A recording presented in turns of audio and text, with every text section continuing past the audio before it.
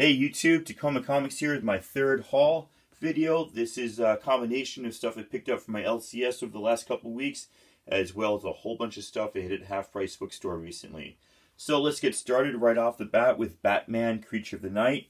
Don't know much about this. It's supposed to be one of four by Kurt Busiek and art by John Paul Leon.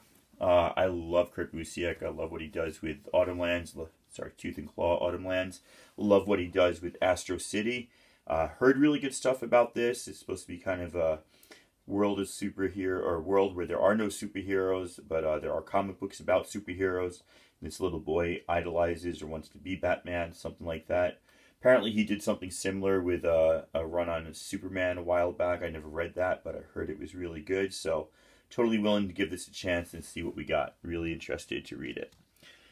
Found this sitting at my LCS, Doppelganger. Not on my pull list or anything, but $1.50 for a comic. Thought it was really cool. The story is about a guy that comes home and realizes that there's somebody standing in his doorway who says, "I am you. I have your memories. I have your body. I am you. Get the hell out of here. Bad stuff's going down real soon." The guy's like kind of stuck, doesn't know what to do. One thing I really like about this is the pages. I don't know if this will come out on video, but this is the newsprint that I used to get comics on back in the 80s when I first started collecting. So you get this, like, you know, it's not glossy, it's not thick, it's real cheap, and that's probably how they keep their cost down, $2.50. But it's a nice little throwback gesture. I thought I'd try that out and read the series. If I like the first one, I'll keep going from there. Next up, we've got Rat Queens. What can I say? Rat Queens, right? D, Violet, man, they're all awesome. Four women go around brawling and drinking and brawling and protecting. And just really great stories. Recently, Curtis Wiebe did a special with Orc Dave, who's not on the cover right here. But if you get to read that Orc Dave special, I thought that was one of the best stories I've ever read. Really great stuff. Rat Queens are amazing. Drinking and fighting and more drinking and more fighting and sexting and drinking and fighting. Great comic. Lots of fun. Champions 14. I told you in my last video I was going to get a second copy of this. Don't know if I'm being crazy. No, I know I'm being crazy, but I'm doing it anyway. I'm not a speculator, but sometimes I speculate.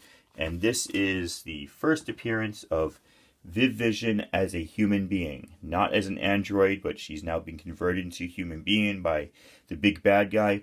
If this storyline ever goes anywhere, there you go. I got 2 copies of the first issue where that happened. Next up is my regular Batman haul. You know, I was never a Batman fan growing up, but Tom King is killing it with everything he's done on Vision, on Sheriff of Babylon. Just great stuff. So I started getting this, and haven't read this yet, but I heard it's amazing. Everybody's talking about annual number 2. You know, $4.99 cover price. People are already trying to sell it for $10-15 on Instagram and YouTube. Don't know if they're getting that much for it, but that's what they're trying to sell it for. So it should be a really good read. Apparently this is about the relationship between Catwoman and Batman there. Star Wars. Loving Star Wars. Loving the writing on it. I thought as a comic, this has been an absolutely phenomenal comic. Really well done. Really great storylines. I think there's some underrated storylines, like the one where Luke and Yoda went to this weird planet and found these stones that had like Jedi powers or something, or Force powers. Just an incredibly cool storylines. One thing I don't love about this is the artwork, man.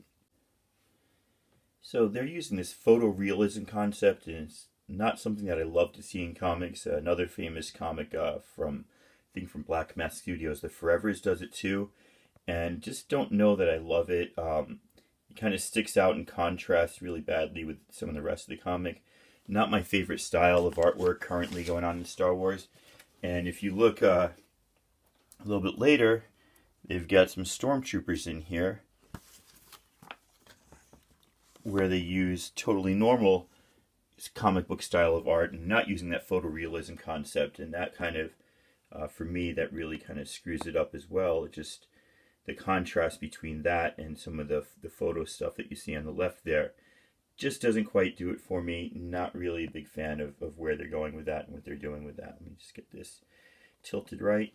So, love the story. Not loving the art in Star Wars right now. Next up, Sherlock Frankenstein and the Legion of Evil. If you are following Black Hammer, I suggest you follow this if you're liking that comic.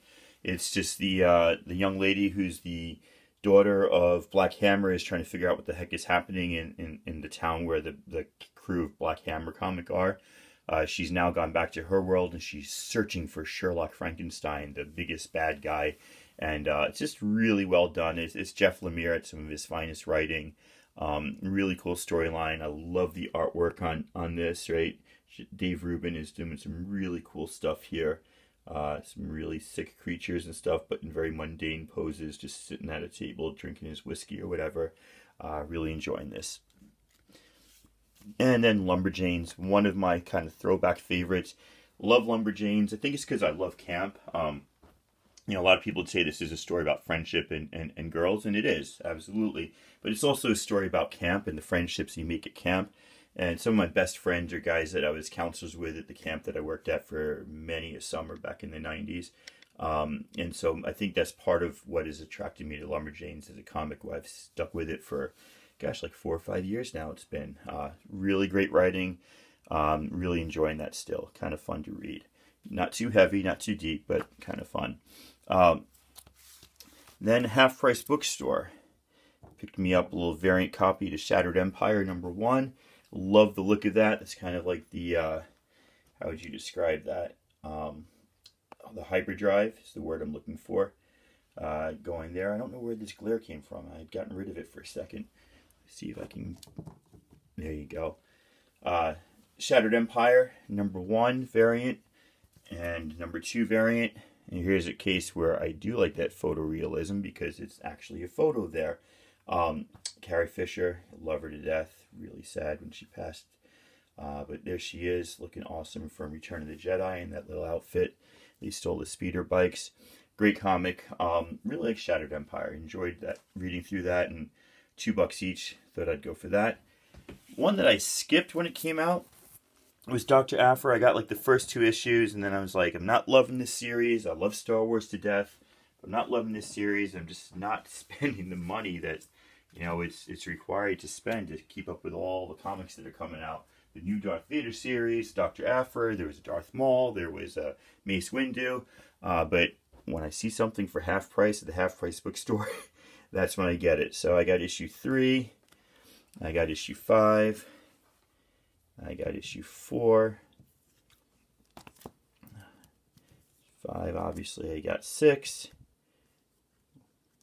and then 7 and 8. Haven't had a chance to read these yet, so I'm not sure. Oops, there goes everything. If they improve over the original quality of the first ones that I was that I read, which weren't bad. You know, I wasn't hating it. I just I wasn't loving it enough to start dropping $4.99 a month on another comic, because I certainly have a lot of them. But I'll give these a try and let you know how it goes. Next up, just cool cover time for $2. Weapon X, #2, Greg Pak. Love this one. Cover swipe. You've seen that before. Wolverine's claws. You got Sabretooth kind of reflecting in them, almost looking like Wolverine, but when you look in there closely, the hair reflecting the claws is the blonde of Sabretooth, and the eyebrows are dark, not gray like Wolverine, though they do look kind of similar there, which is cool because they are kind of yin and yang for each other in a lot of the comic storylines that you've read. And then my best find at half price in a while. This just totally blew me away. 7 to Eternity. Okay, this is a series. Rick Remender. It's up to issue 9 now. He's taking a little break, I guess, because he's doing a lot of consulting duties on Deadly Class, a TV show made out of one of his comics. But this is issue 1, which, if you've got it in good condition, especially you got a slab, it goes for like $50, $60. This is a variant issue 1. I saw this on eBay. I looked it up yesterday. Anywhere from like 20 up to 40, 50 is what it's being offered for. I don't know how many of them are selling, but this is a variant cover. I got it for $5. I was ecstatic. #2. I believe this is Phil Noto or Raphael Albuquerque. I've got one of each. I can't remember which one is which, but that's a variant cover. That's apparently really tough to find too. Got that for $10. Going for a lot more on eBay. You know, you can't always say that you've got something that's worth a certain amount just because people are trying to sell it for that on eBay, but you can get a ballpark idea about what's popular. There's #3 variant cover. Got that for $5. 4 was the regular cover.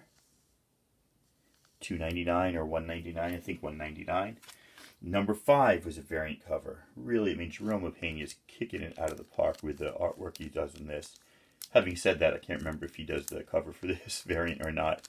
But he does the rest of the artwork here. Number 6, regular cover, $2.99, $1.99, sorry. Number 7, number 8, and number 9 right there. So I've got a complete set, a second complete set of 1 through 9 with 4 variants thrown in there of 7 to Eternity for what I consider a really good price, man. I was really psyched about that. Sort of can't beat that sort of stuff. There we go. Faith from Valiant Comics. This was the original limited series. Number 1 and number 2. There were 4 of them, and then they did a 12-issue series, and they got a Christmas special coming out. Really interesting, lighthearted stuff. Interesting because she's not your usual svelte crime fighter. Larger woman, which I think is kind of cool to kind of show that diversity in the people out there, and that she's got these powers that don't really depend on her having a perfect body. It's a kind of cool concept. And Jody Houser's a great writer. If you're not reading Mother Panic, you should be. Really good stuff out there. Next up, I found one of my favorite comics. I'm going to open this one up later to show you inside. ODY-C. I picked up an extra number 1 because it's only $2. This is by Matt Fraction and Christian Ward. The artwork is phenomenal. And the writing, the concept is just really intriguing. So take the Odyssey by Homer, everything you know about the Greek epic that wasn't actually written by Homer, but we'll go there another time. Take that wonderful epic and now put it in space, and now make all the characters female and have absolutely no male characters. And then write it in iambic pentameter. I believe he did it iambic pentameter. I'd have to double check, but he wrote it in a really fascinating way. He did not cut corners with this. Really great stuff. So I picked myself up an extra number 1. I was missing 10, so I got myself number 10. And I had stopped at 11 because I don't like to go too far when I'm missing one. But then I found 10, so I also picked up number 12. So I got those extra comics there, filling out that run. I've got to check to see how far he went with that. I'm not sure if I'm behind or not now. Last but not least, I picked up this comic Ghost. Didn't know much about this. This is by Matt Fraction's wife, Kelly Sue. Really great writer, one of my favorite writers. Bitch Planet, just an amazing comic. This was originally apparently some short stories collected in some of the Dark Horse Presents comics. And this one just collects 3 of the stories and puts them together. And this little one is Ghost number 0. Came out in 2012. I don't know much about it beyond that. So I got to check Comic Book Database or something online to see if I can find out how much further it goes. So the last thing I want to show you is one of the reasons why I love that ODY-C number 1. It's the artwork and the lengths that they went to do the artwork. I'm going to show it to you here. See if I can take the iPad out.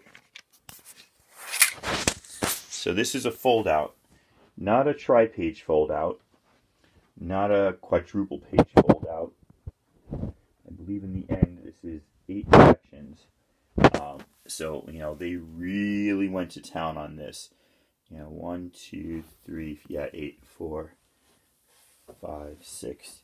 7, 8. I mean, it's just some phenomenal artwork and just a really cool thing to have. You know, now that I think about it, there was a second number 1 there for $2. I might take that just to take it